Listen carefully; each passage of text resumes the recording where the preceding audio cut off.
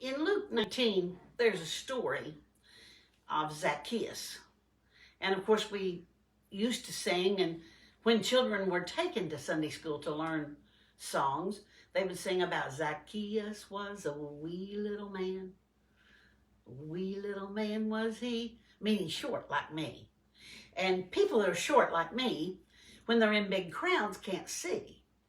So Zacchaeus ran ahead of the crowd and climbed up in a sycamore tree so that when the Lord came by, he wouldn't be looking over shoulders and heads, but rather he could look down and see Jesus.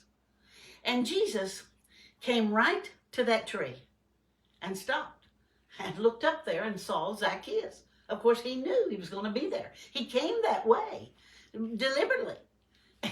And he said, Zacchaeus, come down. I'm going to your house today. And Zacchaeus, in his wanting to see Jesus, was no doubt taking account of what would he have to make right when he saw Jesus. And so he said, I will give half of what I've got to the poor. He was a tax collector.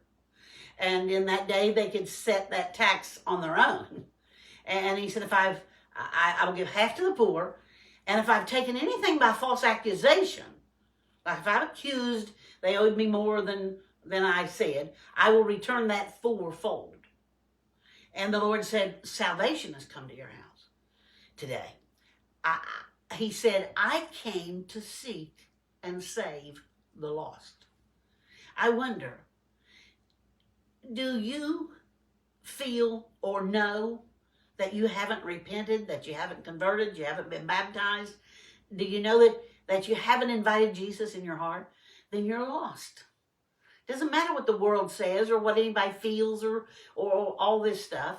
It matters what the word says. Read Luke 19 and read about Zacchaeus, who made himself get to the Lord, and then the Lord noticed him and called him. He was willing to make a restitution for his wrong, and he was willing to live right.